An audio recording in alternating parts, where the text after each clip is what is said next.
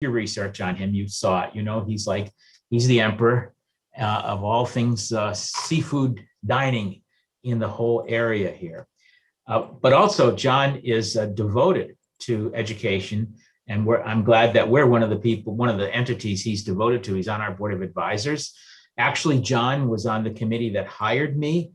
He probably regrets that every day, but he's here and he's helped me a lot, and he made good on his promises, and I appreciated that. So John is not only helping with education in the way you think of it for us, but also he's helping with it with his wife Amanda in reading, and they have a tremendous reading program that I would say almost single-handedly, the two of them have pushed here in the Sarasota Manatee area. Makes such a difference. Reading is such a key. John also is a bit of an actor, and John, first of all, he has signature. His signature is he doesn't wear long pants. He wears short pants, even with a tuxedo. He's got short pants tuxedos. And John, we had to cancel 2 hospitables in a row. Hopefully, we've already booked it for next March. And John hopefully will commit to us to be our auctioneer. We do a live auction, and he says stuff while he's up there doing the auction that makes me cringe, because he volunteers me for all sorts of things while he's doing it. What am I going to do then? Not make good on it afterwards? So John knows how to get it done. But more than anything else, John cares about students. So, John, I will now turn this over to you. And by the way, remember that a year ago in your restaurant, we did the first speaker series broadcast on YouTube, well, it was on YouTube and synced. And because COVID had just started, and you were terrific. So let's have an update, John. Pat, you're just glowing. I absolutely appreciate the way you introduce it. It's awesome. And it's amazing it was. And think back to that first class that we did. We didn't know what the hell Zoom was, Teams was. It's like, what is this? How does this work? And so you and I sat in the closed restaurant and did the first class. It's amazing what we've learned since then. And I think that's one of the, if there is a silver lining to COVID, I think that's probably what's going to be the silver lining, is that we're learning to think differently. We're learning that what has been in our thoughts and like, well, this is the way we've always done it. Well, you have to do it this way. Isn't really what we have to do. And I think it's going to help every organization. It's necessity is the mother of invention, but I think it's showed us that we don't have to bring people into one area. I'll give you one example. We have manager meetings every other week at our stores. So one of our stores is in Bradenton Beach. It's out on the city pier in Bradenton Beach. And you guys have traveled out to the island, and you travel out today. If you were to drive out today, and I'm going out to that store at lunch today, it'll take me an hour to drive 10 miles. Right. So when we're having meetings and we're bringing, sometimes it's one of my manager's day off when we have a meeting, if it's a Tuesday or Wednesday morning at 8:30, 9 o'clock, I'm asking them to drive an hour there, to drive an hour back, to sit in a 45-minute meeting. So 2-3 hours of their day off is spent for a meeting versus doing it by Zoom. Then it's 45 minutes. They can sit just like you guys are, sit at your house, sit wherever they are. They can sit at a breakfast place and attend a meeting for 45 minutes. And it hasn't inconvenienced them nearly what driving to a meeting is. So I'm truly seeing a lot of positives come out of COVID. I know that's hard to say when we've all been, cooped up, quarantined, away from our friends, away from our work people. But I think we're going to learn and move forward in the way we handle business. Obviously, our industry, we couldn't shut down. We couldn't work from home. We can't bartend from home and try to get a drink to someone at their home. So we had to be open as soon as we possibly could. We had to do it safely. We had to do it. And yes, we can make it as safe as we think it is, but if we don't have customers in our buildings, in our restaurants, in our hotels, it doesn't matter how safe we are, right? So what's the most important thing we thought during this whole thing was customer confidence. How do you make your customer feel confident to come back into your restaurant, into your hotel, into a sporting event? And then you've got to read every customer you have. Some people don't care. They're like, just open the door. I'm fine. I don't believe in this. I don't believe in that. I don't think I should have to wear a mask. We went through some really crazy conversations and arguments with ourselves before we started having arguments with our guests. And we didn't want that argument to be made with a frontline employee. We didn't want to put our hostesses in that situation where they're telling an adult, you must wear a mask to come in here. So it required a lot more management than we've had in the past. I don't want a hostess on their first job arguing with a guest over the fallacies or the benefits of mask wearing. We all went through the same thing. Fortunately, some of it was mandated. That took a lot of the burden off of us, off of our staff. But at some point, you've got to stop having arguments. That's not why people come to a restaurant, to have arguments, right? I've told people my whole life that, everybody talks about how tough the hospitality industry is in restaurants. I think it's the easiest job in the world. I know that sounds, like ridiculous, but there's not a single person that walks into a restaurant and says, let's go out tonight and let's go to Joe's place because it's horrible. The service is terrible. The food's terrible. Let's go there because I want to have a horrible time. Nobody goes out to have a horrible time. People go to a restaurant to have a good time. Their needs are basic. I want to eat, I want to have fun, and I want good service. So all we have to do is provide that for them. So it's an easy job to me, in my opinion. And that's the way I stress with all of our staff is people come out to have a good time. Let's let them have a good time. Let's let them enjoy themselves. Let's make sure we give them good service, good quality food, in a good time, in a good ambiance. How simple is that? They do that, they pay us, and they go home. I don't have to chase them for accounts receivable. I don't have to do anything. They pay before they leave. So we have just stressed to all of our staff, let's let people have fun, right? You guys have all worked in the industry in different levels, and you've all been in the industry in different levels. You've walked into places and you can tell it's not a fun atmosphere, right? You can tell that the manager's a jackass and everybody's walking on pins and needles because they don't want to, incur the wrath of, John because he had a bad day. That's our stress is we don't ever want that to happen in our restaurants. We don't want a manager, an owner, or anyone to dictate everybody else's mood. So that's one of the things with COVID is, we're not gonna have the conversations or the controversies with our staff and with our guests. So the whole idea was to make customer confidence to be able to come into our restaurants. And a lot of restaurants have done phenomenal jobs in sanitation and so forth.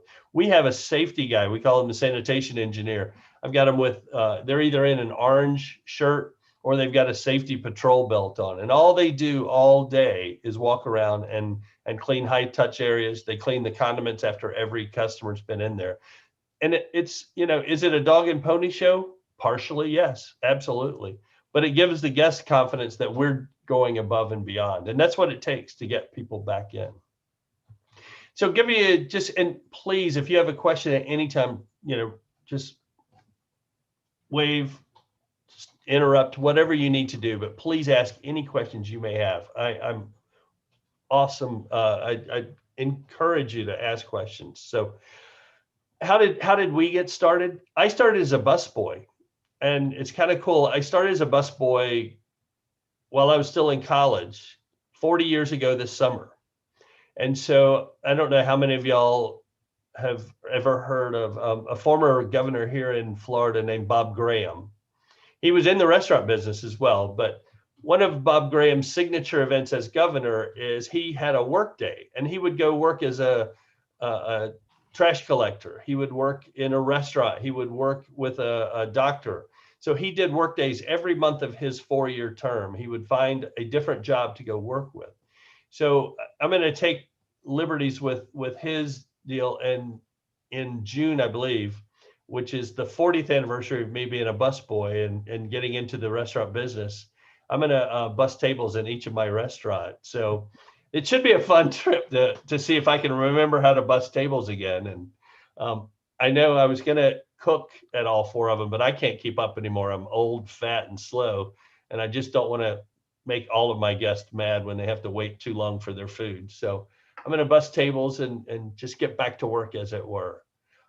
So in 40 years, starting as a busboy, I had no intention. It was a summer job. I had no intention of getting into the business, but it's strange, our industry. You walk in and all of a sudden you're just in love with the fun, with the people, with the, it's a party every day. You're inviting people to your house to have dinner and to, as I said, to have fun. That's why they're coming in, to have fun. And that's all we do, is we invite people to eat with us, to dine with us, to have fun with us, to drink with us at our bars, and to enjoy our company. I've got 4 restaurants in the Bradenton area, from Ellington out to Bradenton Beach, one real near USF. How many of y'all have not eaten or drank at one of our restaurants? Anyone? Everyone? Everybody's been in? So you understand our concept. It's very, very casual. Thanks for coming in. I appreciate that. Very casual seafood restaurants. As Pat said, I wear shorts every day. My staff is comfortable. They enjoy what they're doing. I have people that have worked with me at the bar right behind me in my screensaver is our Landside location. The girl that we hired day one, 24 years ago, is still behind that bar. So, I mean, I pride our organization on our longevity with our crew. We have people that last and stay with us forever. And that's what we want to do. We want people to enjoy our brand, to become part of our brand and stay with us forever. So in the hospitality, we have a bad reputation of high turnover. But if you keep your people, you're showing consistency. You're showing your guests consistency. You're showing them that, you want them to come and be a regular with you. We should have regular staff as well that get to know them. So that's one of our premises. So we have 4 restaurants. What's the key to our success? I think there's several, but it's keeping it simple. It's not rocket science. And one of the things we say often is, this isn't an emergency room. No one's going to die here tonight. No decision you make is going to put anyone's life at risk, for the most part. We have had, I believe, 2 people die in the restaurants in the last, 40 years that I've worked, but it wasn't anything we did. Nothing we did to cause that, just natural. But, people get so worked up and so, they get at wit's end, and we just calm everybody down. Like, look, no one's going to die here tonight. You forgot the soup. You forgot to serve the soup to your table. Okay, we can overcome that. But let's not get upset. Let's not, both the staff or the manager. We don't want the manager upset with his staff for forgetting soup. We can go and talk to a table, and yes, they may be upset at the beginning, but we can calm them to the point where it's not the end of the world that, Susie forgot to bring their soup to them. But we've all worked in places where it is, and they're just, it's tragic when you forget things. Our key is just have fun. I think everything should be fun. Everything in life should be fun. And if it's not, make it fun, right? If you're not enjoying, I've got a friend of mine who just retired, very, very successful in his line of work. And he told me he never went to work and enjoyed a single day of work. Whoa. I cannot imagine. He's been an attorney for 40 years, incredibly successful. He's an outlier because he's successful. Generally, if you don't like what you're doing, you're not successful in what you're doing. He is just a prominent person, but he has absolutely told me, he said, I envy you and another buddy of ours. He said, you guys love what you do. You love going to work. He said, I have never enjoyed going to work. And I just can't imagine that. So my one thing to tell you is enjoy what you do. Enjoy what you do. And you've chosen the best field ever if you want to enjoy what you do. because it is it's a fun industry to be in. People are out to have fun, and that's what we all want to do.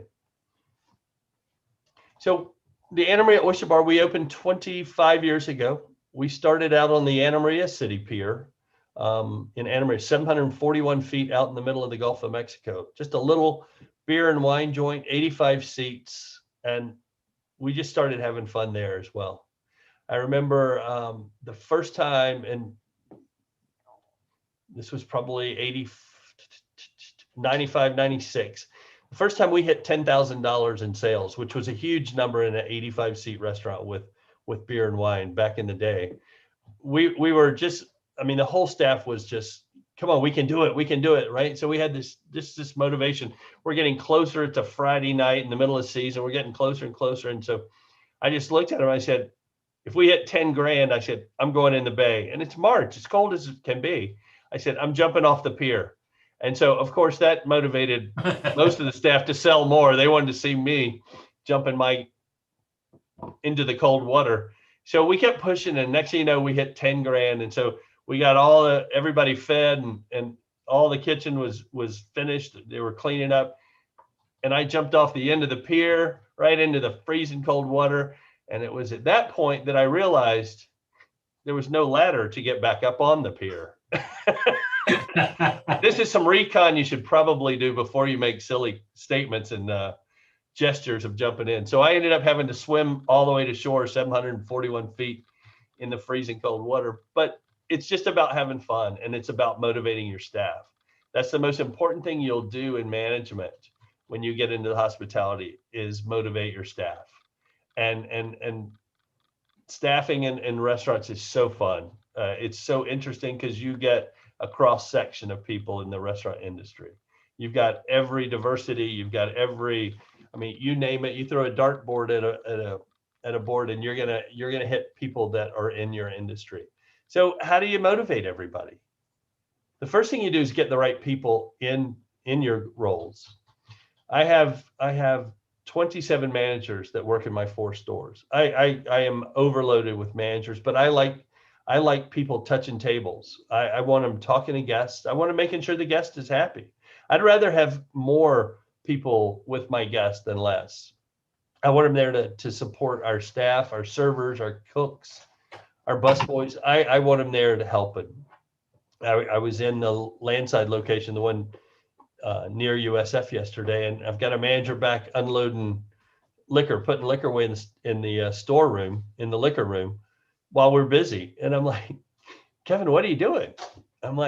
He's like, well, I don't want liquor sitting around. I'm like, I don't want unhappy guests. I'd rather a bottle of liquor go out the back door because we didn't have time to put it away because the guy's delivery didn't come in early like it's supposed to, than have guests sitting around looking for help and not having it. So, it's all about prioritizing, and things change every minute of every day. Everybody's struggling with staffing right now. The delivery people are having trouble. I talked to our Budweiser guy. He said he had 10 trucks went out, one day last week. And I asked him, I said, how many drivers did you have? And he said 6. So he had 10 trucks. So he's got his utility people driving trucks. He's got warehouse people driving trucks. Everybody's improvising, but we all have to improvise the same way. And that's why I said, you can't, because your liquor delivery came in at 3:00 in the afternoon instead of 10:00 in the morning, you have to prioritize and jump on. But your top priority is your guest, right? That's the most important thing to you. So everything is about, you're making decisions every day, all day. And if you don't like making decisions, this is a horrible, horrible role to get into, because you've got to. And I tell my managers every day, listen, make a decision. If you haven't made a bad decision, you're not making enough decisions. And you can't make as bad a decision as I've made in my career. Trust me, I've made some horrible decisions. We could spend 2 or 3 hours on just horrible decisions I've made in the time. But make a decision, right? And that's what people are looking for. That's what your supervisors are looking for, is you to make a decision so they don't have to, and that you'll learn from making the decision. And then go up and not look for approval, but just tell your supervisor, hey, such and such happened. Here's what I did. Was that the right thing? Or, they'll tell you, but at least you'll let them know you're making decisions, right? Everybody wants someone thinking for themselves, or I saw you do it this way, and so that's the way I did it, or I tried this. But no one's gonna blast you for making decisions. The only time we get upset is if you make the same bad decision over and over again. You got to learn from a bad decision. Don't be afraid to make a bad decision. You will make bad decisions. Trust me. But a bad decision is better than no decision. Always remember that. A bad decision is much better than no decision. So one of the other things that Pat brought up is, yes, I'm incredibly active with my restaurants, but I'm incredibly active outside the restaurants. So I do serve on the advisory board at USF. I serve on the advisory board at Manatee Technical College on their culinary program. I think Pat is finally over being mad at me for selecting him for dean of the culinary school at USF. I think he's gotten over the initial shock of the things we didn't tell him while we were trying to lure him to Florida. You always leave a few things out that, oh, we didn't tell you that while we were trying to get you to sign on. So, but we're incredibly happy with Pat being with us, and we're doing everything we can to re-up him for another 20 years. It was 20, right, Pat? It seems like it. No, it was 5. 5 with a 20-year option. But you've got to be involved, and there's so many different things that the hospitality industry will be looked for. I mean, every organization is looking for us. They want us to be part of it. They want us to stay with it. They want us to be at their events. But there's also the Restaurant and Lodging Association. And years ago, I used to go to at the time, it was just the Restaurant Association. So it was FRA, the Florida Restaurant Association. And I used to go to the meetings. We were members, but not real active. And the only thing that they were talking about is they had an annual event. It was Taste of Manatee. And so they, bring all the restaurants together on Riverwalk, what's now Riverwalk, to have a restaurant tasting. So I would go to the meetings, and I'm like, all we're doing all year is building up to this event. It's kind of like hospitable, but that's all the association did. I'm like, shouldn't we be teaching restaurants how to be successful? I mean, isn't that what the association's for? And it has morphed drastically. It's now the Florida Restaurant and Lodging Association. And I'm still active with it. In fact, I'm on the state executive board as the restaurant director, secretary, treasurer. But it is about educating restaurateurs. It is about educating hoteliers. And it's also about advocating. One thing that the association helps tremendously in the advocacy is because most restaurants are small restaurants, right? I mean, yeah, there's a ton of chains and so forth, but the restaurants that we're concerned about are restaurants like mine that are independently owned or a mom and pop, or some that, just somebody has opened on their own. And when you open your own restaurant, all you're doing and all you have time is inside your 4 walls. You don't have time for advocacy. You don't have time to know what's coming on. I mean, look at everything going on with the PPP, the government stimulus money. If you are concentrating on making your restaurant successful, you don't have time to figure out what I need to do, who I need to apply for, or what's available for me. And so that's where the association has come in. And it's just a tremendous resource for you. And, they send you things that you can read in 10 minutes versus researching and Googling and trying to figure it out yourself. So you've got to get involved outside your 4 walls as soon as you've got your inside your 4 walls where you're comfortable with them. And are you ever comfortable inside your own 4 walls? You better never be totally comfortable, right?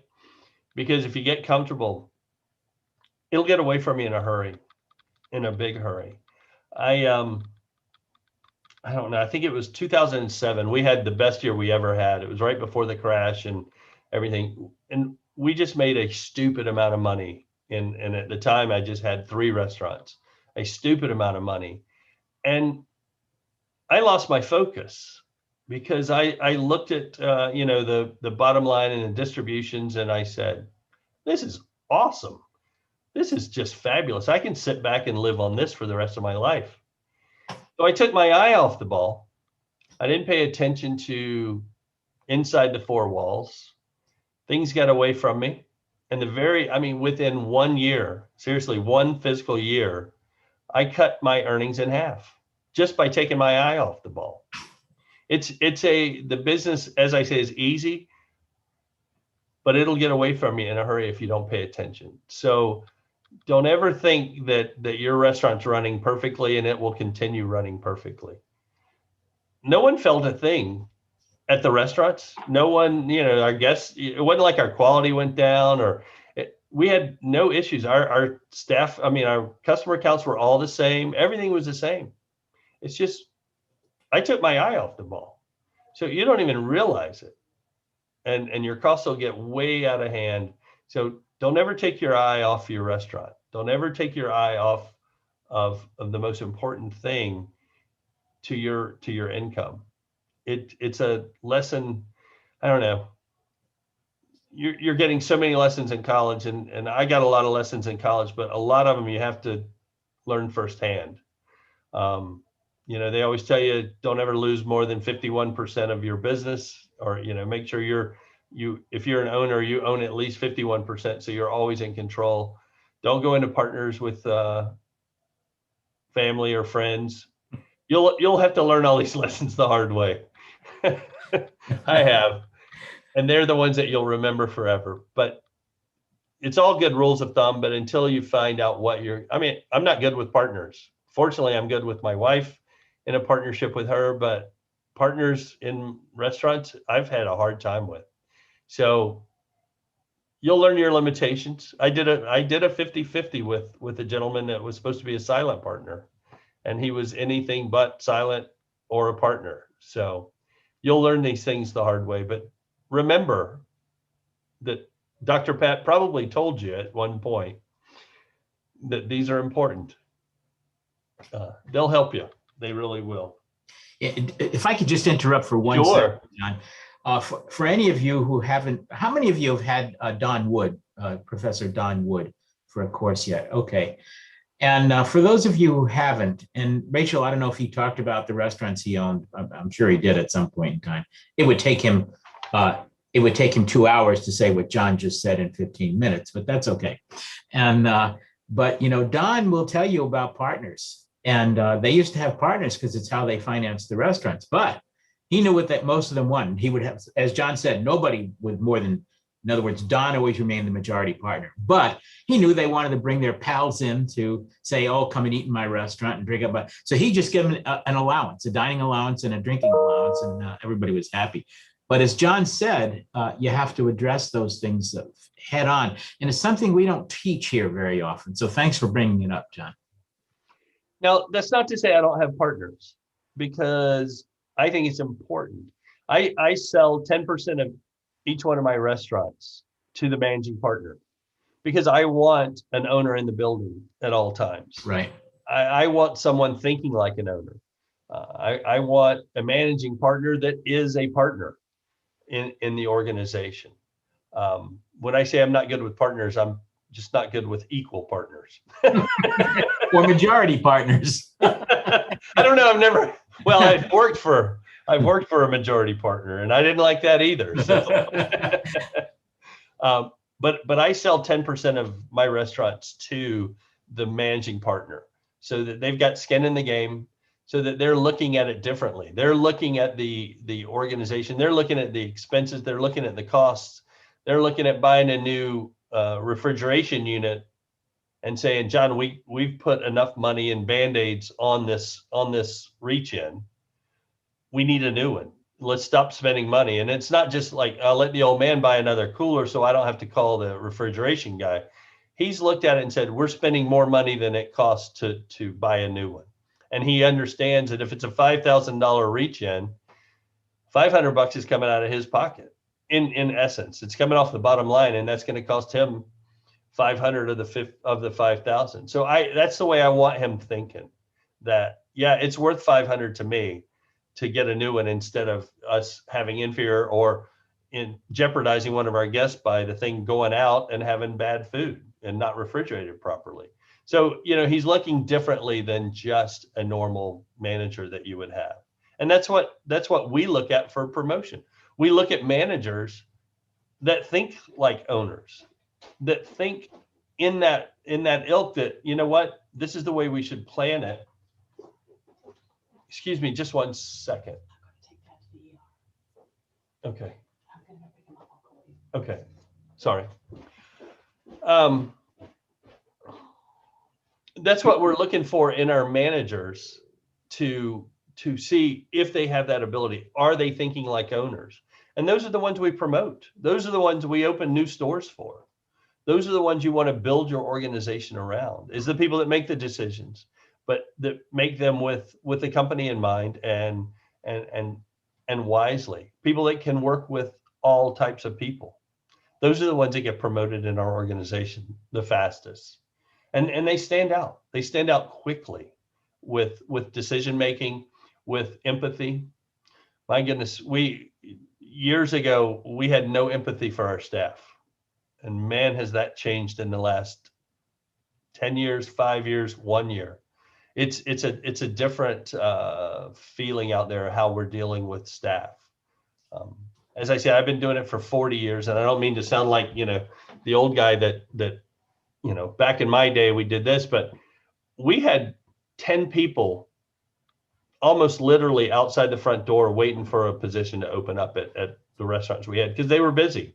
And this was before the day when there were chains. And so if you're operating the busiest restaurant in town and the servers are making the most money, obviously those positions are coveted. It's different today. It's different today. You're competing with every other restaurant for staff. And unfortunately, right now, we're competing with the government for staff. It's impossible to get people to work right now.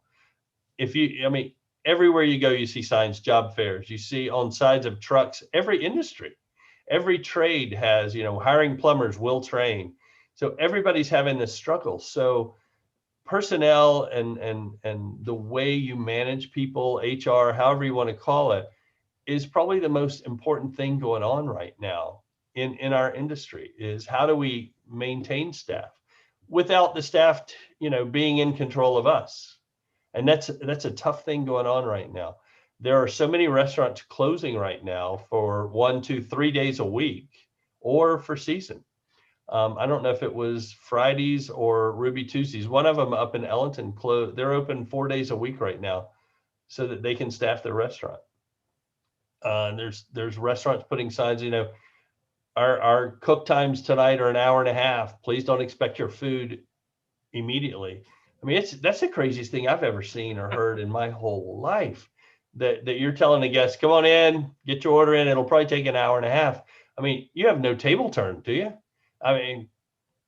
It's just nuts. We're paying so much overtime right now. We're paying so much overtime right now because we're just getting our staff to work extra. And that's the only alternative we have. But then you work them to death. You got people working 70 hours a week. How effective are you when you're waiting tables and you're just dog tired? So these are the times that, make us all work harder and work smarter. How do we keep motivating our staff when they're working hard? They're coming in on their day off to work for you, to pull a shift to help out, but you can't let your standards down either. So it's been an interesting COVID and so forth. COVID are tough. It's been tough on everybody. And John, we're getting people up. Could I interrupt you for 1 second, John? Because I'm afraid to let it go. And the reason that I am is because I have seen what you're talking about. In my position, people are calling me. I must get 2 to 3 phone calls a day from the John Hornes of the world, right, hoping that I can get students for them. What do you think is driving that right now? Why do you think there's such a shortage? Pat, the easy answer is the stimulus money. And, you're competing with the government. That's the easy political answer that divides our country and divides everybody. Yeah. Which I absolutely abhor. I hate that that's what people are saying. It is part of it. It's not all of it, but so many people in the talking heads, that's what they say. Well, it's cheaper to stay home, and it is in some respects. But I think part of it's our industry has not, we've gotten the knock that we're low pay, and we're not. We're far from low pay. Even our hourly people, it's far from low pay. But if a plumber can't find people, if builders can't find people, I saw on the back of the postal service on a post office truck yesterday, the home delivery, the little van trucks, Yeah. Now hiring, and it had their website. I'm like, good God, if the post office is hiring, now the government's competing with the government. So, but I mean, if every industry is having trouble getting people to work, that should say something. And I know they're saying unemployment's at 3.8% in Manatee County, but is that 100% employed, or those the people that don't want to work, and why don't they want to work? Right? Why are there 3.8% of people that don't want to work? It's not that they can't work. I think a lot of it is they choose not to, and the government is part of that. Do we need to be paying that much when there are people clamoring for employees? Should we continue the stimulus or the subsidy of the extra $300? I think Florida's $275 a week is normal unemployment, and then there's a $300 stimulus, and then the federal was doing $600. So good Lord, who's going to compete with $875 a week to sit at home? So that it is part of the problem. Our industry is not hard work; it's fun work. I mean, you work your butt off. You really do. It's not easy, but yet, it's not the skill that you need to be a welder, a doctor, a lawyer, Indian chief. It's entry level. So that's the closest I can get. No, good. Thank you, John. I just, and I noticed it really accelerating. Probably right after the holidays is when it really started getting. Yeah. It's happening all over. I mean, I'm on a call every Monday morning with, there's about 8 of us on the call, and that some of them are with the chains. So we're representing over 1,000 restaurants.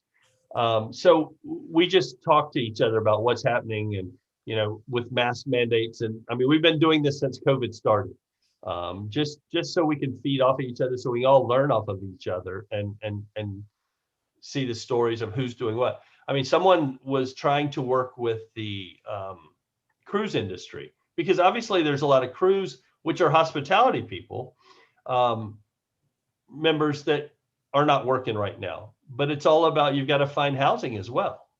So, I mean, there was a group of restaurants up in the Panhandle that were working with a cruise line to bring their staff, but they're trying to find dorms, apartments, whatever, that they can put the people in. I guess it'd be easy because those people are used to 4 people in a room that size, but you still gotta, you have to be humanistic. You're not on a cruise ship.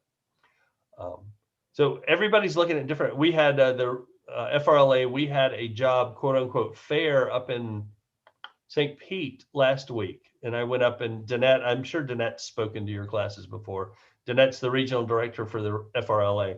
An awesome person. But she put together, so Career Source, Metropolitan Ministries, the Catholic Diocese, Goodwill, all of these different placement companies that are placing people with hospitality people. So instead of having a job fair for people to show, or potential employees to show up, this was placement people. I mean, it's just a different way of thinking and a different way of placement. And USF was actually at that as well. There was one from USF St. Pete. They were at that placement meeting. And we're going to do one in Sarasota, Manatee, coming up real soon.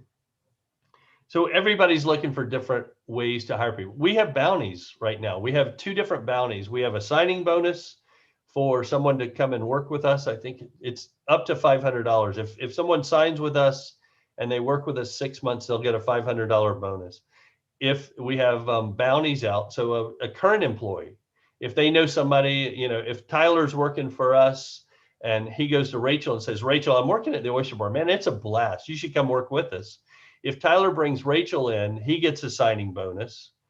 And then if she stays 6 weeks, so he can get up to $500 for bringing in someone to work with him. And we've been using that for a long time. And that's been a huge help, because if Tyler's working for us and Rachel is his buddy and she's a great coworker, he wants to work with a great coworker.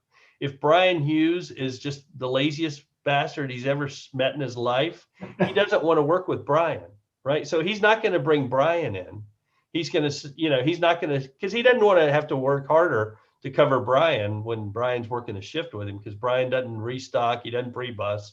He's got to, do Brian's work and his. Brian, am I pretty close to, is that the way you are? Yeah, I don't do shit. One of my roommates in college name was Brian Hughes. That's why I picked on you, just to get back at my old roommate. Yeah, no worries. But that's what, it's worked out well, because Tyler wants to have good people working with him. He doesn't want to bring someone in that's not going to do a good job.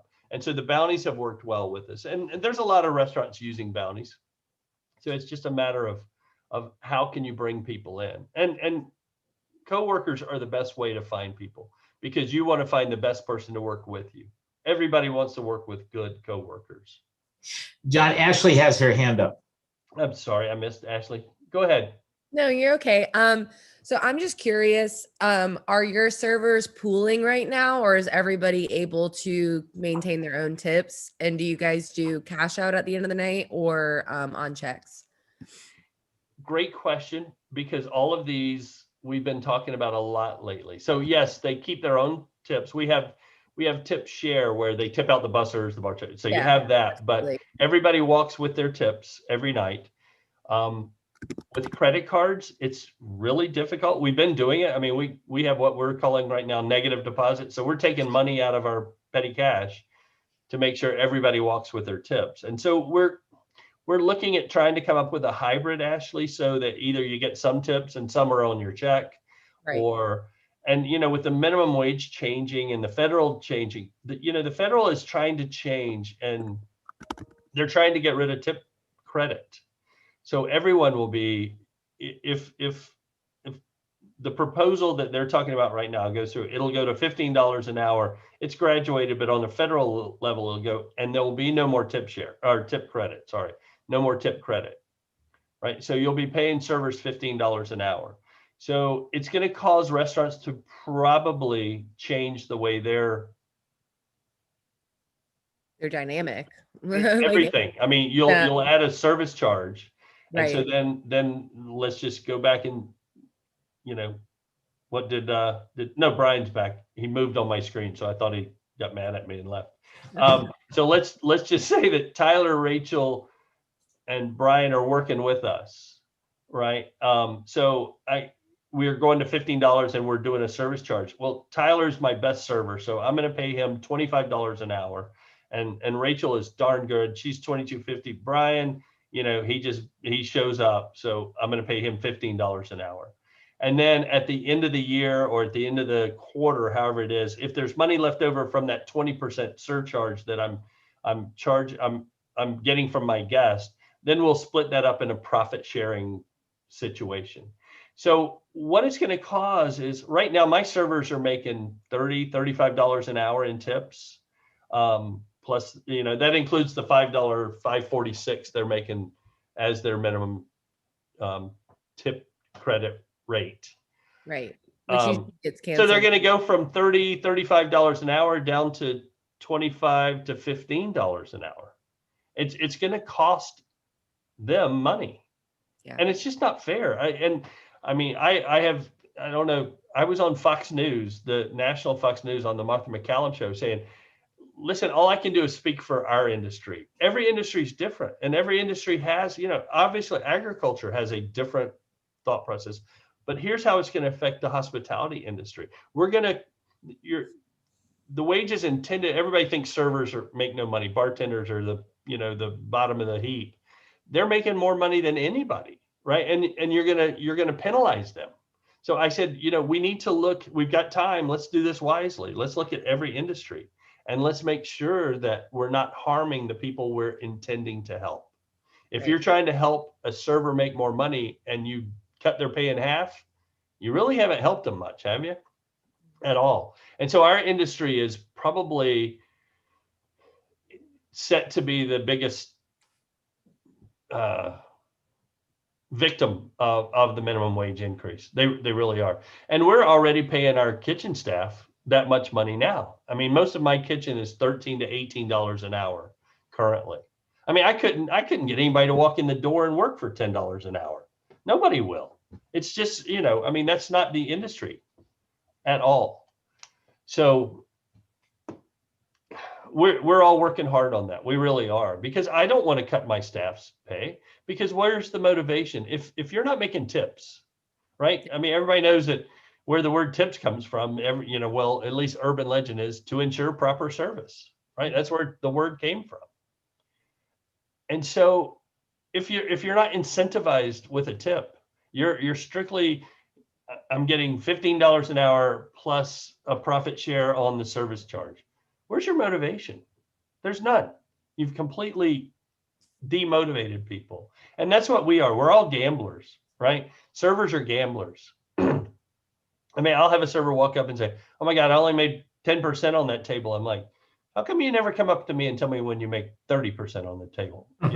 Let's remember the good ones. At the end of the day, you're making 22% or better. You're making 25%. Let's don't worry about the 10%, or you're going to carry that to your next table and you're going to be, that table is going to be bad too. Let's remember the positives. Right. Let's focus on the positives. At the end of the night, we're making money. It takes good tips and it takes bad tips, but we all average out. Yeah. So I don't want to take that away from our staff. We've been, we've had tips since Miss Kitty ran the Long Branch Saloon in Gunsmoke. So, I mean, it goes a long way back. We can't change. And Europe, I mean, that's a constant argument they'll give you is, well, Europe has, it's all included. I don't you think get poor service in Europe. It's My not that family's good. from Europe. It's not the same kind of quality. So, right. Yeah. There's some great things in Europe, but let's don't bring their tip plan over here. Right. Yeah, exactly. Well, thank you. I appreciate your answer. Absolutely. And it's something we've fought hard for. And I'll tell you, last year with Amendment 2 in the Florida Constitution was it for, raising the minimum wage. I fought hard against it. And I had a lot of people. I mean, I led the state group. I co-chaired for the Restaurant Association against Amendment 2. I spoke all over. It was crazy. And people are like, how can you face your staff and say you don't want to pay them $15 an hour? I said, it's easy. I can absolutely look at any member of my staff and say, I do not want to pay you $15 an hour, because I'm 66% of my people, 66% of the hours in a restaurant are tipped employees, right? So I want to tell 2/3 of my staff I want to give them less money. That's the dumbest thing I've ever heard. And so when you explain that to your staff, that I don't want to cut your pay, I don't look like a dumbass. I don't look like a rich, I want more for myself, I'm going to cut your pay. That's not the case. And I'm already paying my kitchen staff. But what's going to happen when it becomes $15 an hour? How much are you going to pay the guy you're currently paying $15 an hour? Right? If he's been with me 10 years, he's learned every station in the kitchen. He can do anything in my kitchen, right? He is valuable to me. But if the minimum wage, if I start a dishwasher at 15, do you think I can pay him 15? Absolutely not. Absolutely not. And people, had that opinion that, well, we're already paying 15, which I made that statement myself. The compression is going to raise everyone $7 an hour, right? If that guy is currently worth $7 more than minimum wage, which is what, $8.56 or whatever the heck it is right now, it'll be $10 on September 30th. If he's already worth $7 more than that, isn't he still worth $7 over minimum wage? I don't know. That's a hard statement to make, right? But everything's going to go up. People don't realize the price of everything's going to go up with the minimum wage going up. Look at what I just said. I'm having trouble getting liquor deliveries, beer deliveries. They're coming in late. They're struggling. the price of a case of beer is going to go up $7 a case. And where does that price go? Right to the consumer, right? If I have to pay $7 a case more, if I'm paying $40 a case for Stella, I've got to pass that on. I've got to pass that on. So everybody's price, it's a bad move. It's a really bad move. And I get real.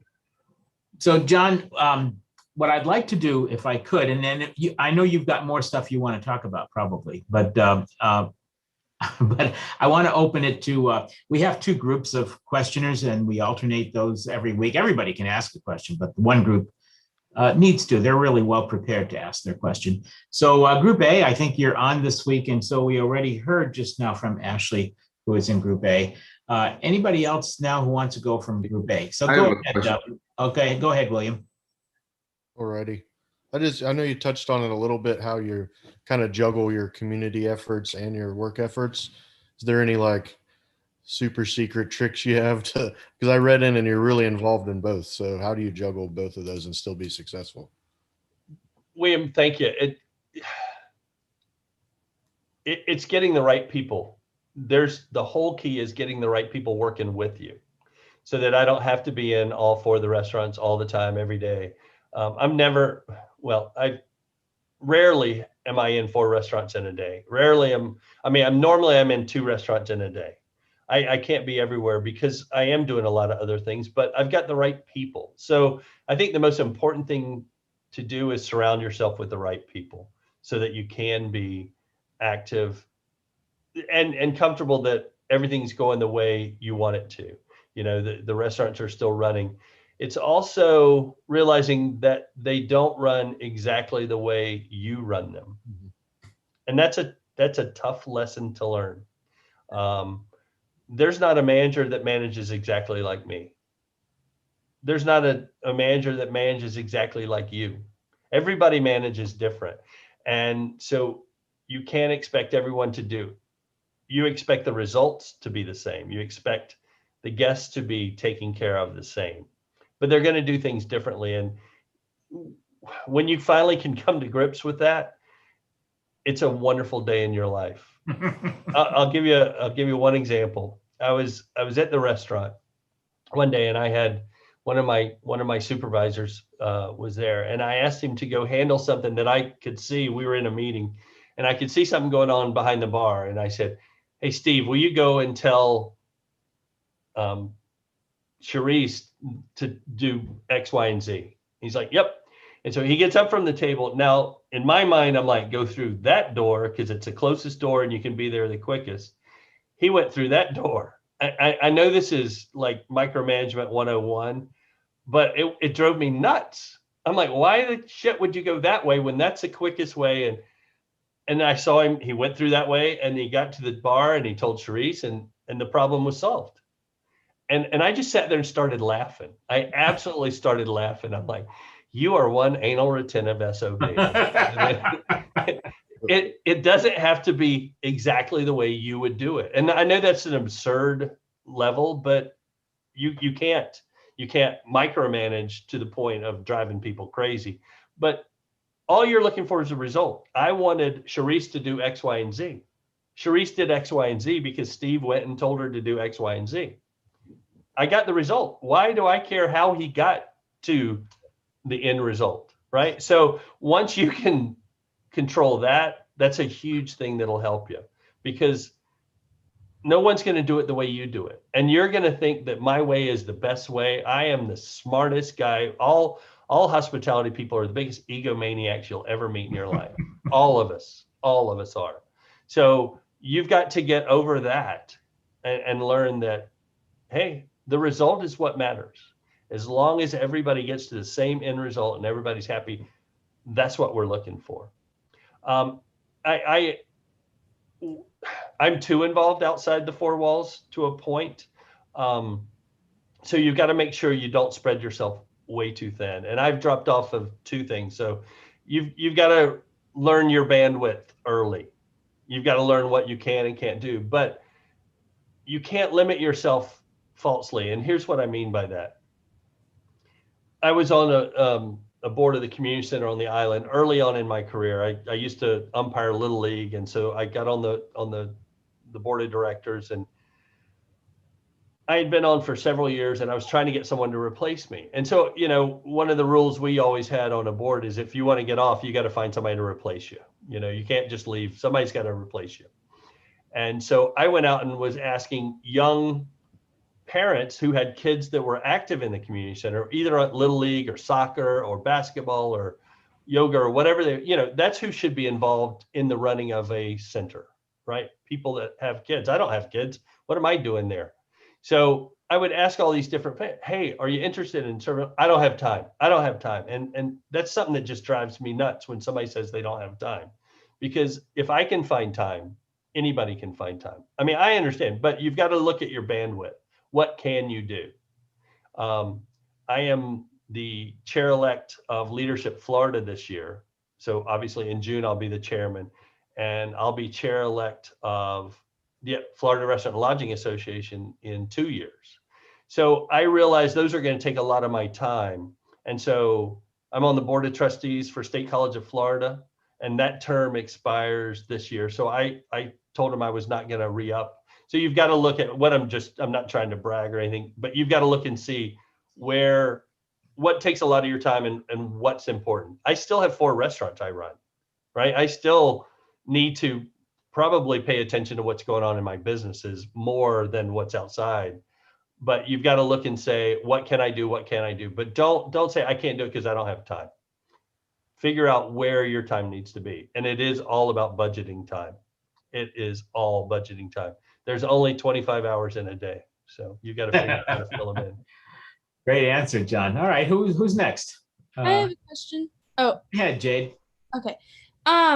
So since COVID and like all the employees are obviously going down, have you had to work in your restaurants like as a waiter or anything to make up for it, or have you just had other?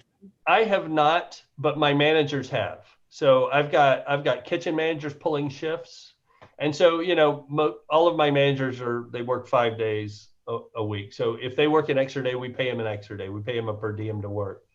So everyone is working extra shifts. Like I said, we're paying overtime. So a lot of our servers are working extra, our cooks are working extra, our managers are working extra. And I'm there supporting and spending more time in the restaurants, probably managing the restaurants. So I'm pulling manager shifts more than waiting tables or bussing tables. The bussing's just going to be fun, hopefully not out of necessity. Good, thank you. Okay, do we have another person that wants to ask? Brian. Go ahead, Brian. Yeah, Brian, give it to John. Give it to him. I just had a question on whether you're content with having the 4 properties, or if you're looking to expand it all, or if you're done with the expansion. Are you in some of our meetings lately? We've been talking about it. It's funny you said that. And kind of answering, adding to Williams, I haven't announced it yet, but I've just hired a chief operating officer. So I'm hiring someone to run the 4 restaurants, but part of the agreement was that we'll open more restaurants as well. This guy he's been running 30 restaurants currently. And so, here's a chance to bring him in to, I don't want to bore him with just 4. So we're going to open the organization he started with had 6 restaurants when he started, and they have, I think, 134 now. So it's a chance to open more. So I drove up to the Villages. I don't know if y'all are familiar with the Villages. The Villages is a retirement community south of Gainesville, off of Orlando, near Wildwood, but it's a phenomenal retirement area. And a lot of that is, right in my wheelhouse for my clientele. That's my demographic. So yeah, we're looking at opening 4 more restaurants in the next 3 to 5 years, Brian. We've got a great concept. It's an easily replicable concept. But one of the problems I've had with expansion is my own ego, as I think I mentioned earlier, is, where is there a John Horne to to be the face of the organization, because I believe, and whether this is, believe in my own BS or not, but I believe a lot of our success is our community involvement. As William said, we're not just in the community, we're out doing things in the community. We're actively trying to help our community. Our philosophy is, our community supports us, we should support our community. And we literally do. Pat brought up the Dive Into Reading program. We're going out and not just sponsoring. We're not just, saying, here's a $250, here's a $500 check. We'll sponsor this, we'll sponsor that. We're involved in our community. So is there someone that can go into a new community, into the Villages, into Port Charlotte, Inglewood, into that area and be the face? Can somebody get in the community, or is it all just BS and we don't need to? I mean, let's just go open a restaurant. It's a great concept. It's a great place that people want to come. You don't have to. Let's just go open and be a, like every other independent restaurant or chain that doesn't get involved anymore.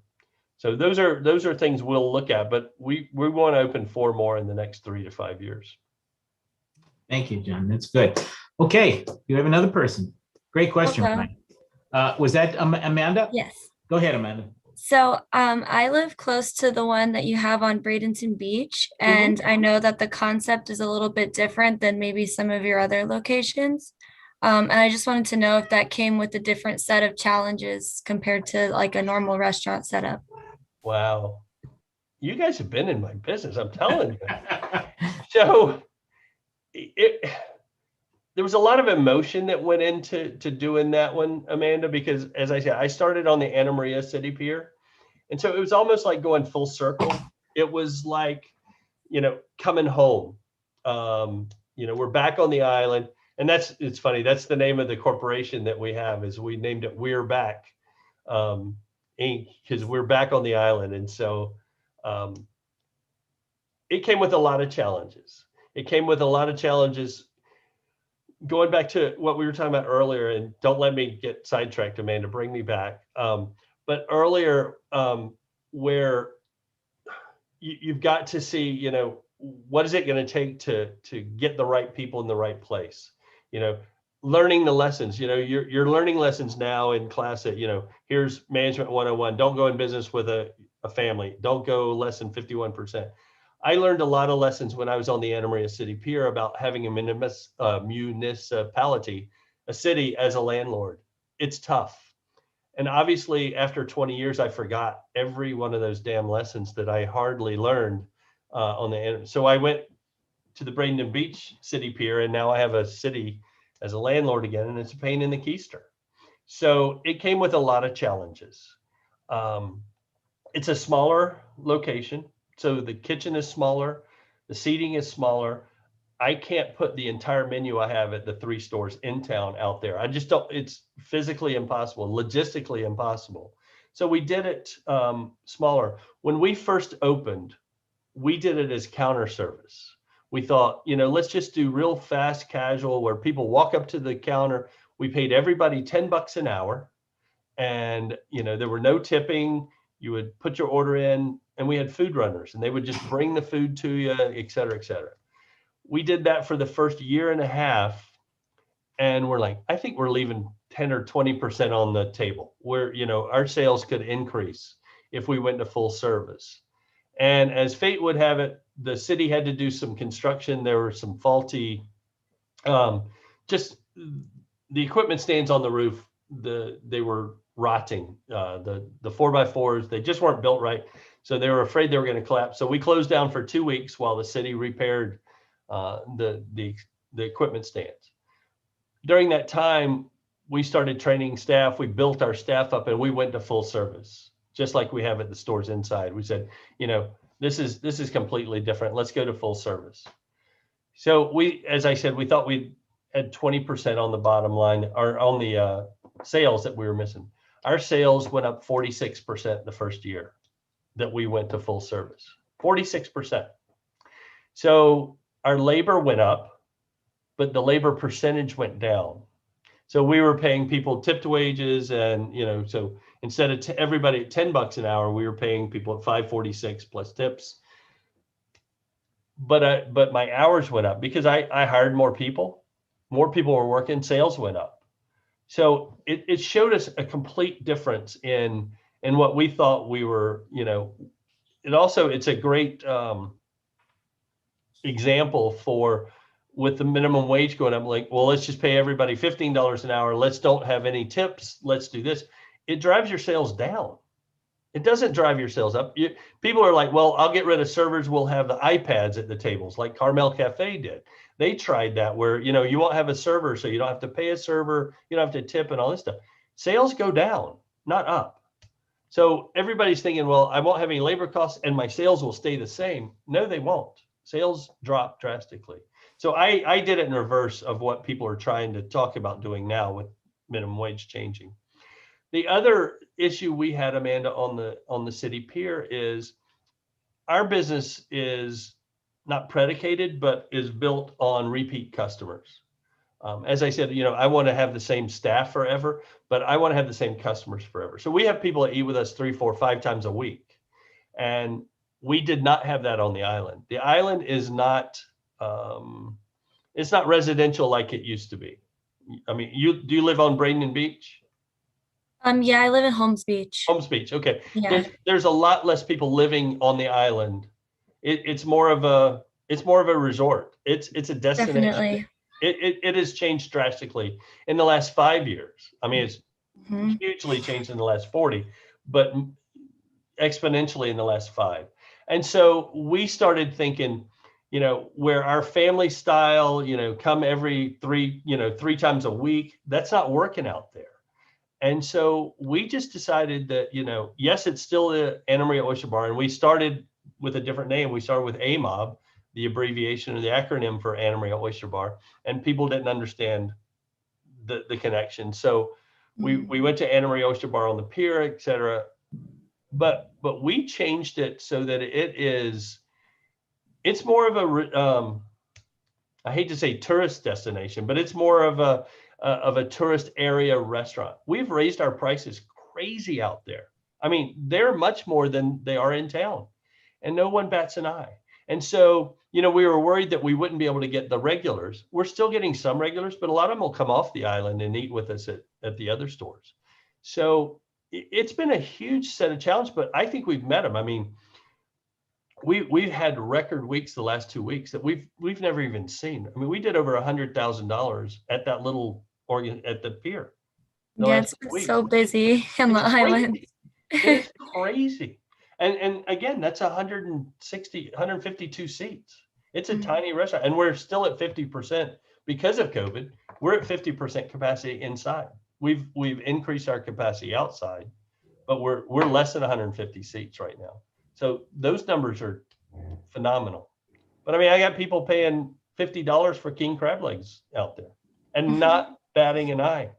Yeah. So it's a different clientele. I mean, people are on vacation, they're on holiday, and people don't care when they're doing that. So we have changed who our clientele, who we're trying to draw in with that operation.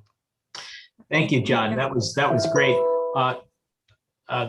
Folks, I think we're, as you can see from the clock, we're out of time. I'm going to ask John to stay on for just another minute or two in case some of you had a burning question. Those of you who are in Group A that didn't get a chance to ask a question today, still do put your question you would have asked in the Dropbox as always, in the Dropbox, in the assignment box as always. And I just want to say, first of all, I want to thank John. As always, John, I mean, when we run out of time, that's a good sign, okay? Well, it's great. I mean, your questions are awesome, and I love Q&A. I absolutely love when you get to find out what people are interested in and want to know. So, and to our YouTube audience, I'm sorry we didn't get to your questions if there were any, but you can write to me and I can certainly ask John if it's something I can't answer. Also, I just want everybody to know that John will make another appearance for us on Wednesday, April 7th. John is going to be on a follow-up panel I think that's in the morning, isn't it, John, that day? I'm pretty sure. Dr. Joe Askren is moderating this panel. John and some of his colleagues, I think there's 4 or 5 of you on there. And one of them is the head of the Florida Restaurant and Lodging Association. Carol. Yeah, Carol Dover. So that they're going to sort of do a follow-up. It'll be much more compact than what we just did, but a follow-up on, what's happened in I don't know, whatever it was, 6-7 months ago since the last panel was. So that'll be really good. And that'll be on the YouTube channel as well. And the YouTube /M3 channel. And then finally, John, I want to tell you that if you have done nothing else today, you've taught us all the lesson. Pay attention to what you're doing. I'm telling you, that's crucial. It'll get away from you. Yeah. All right, good.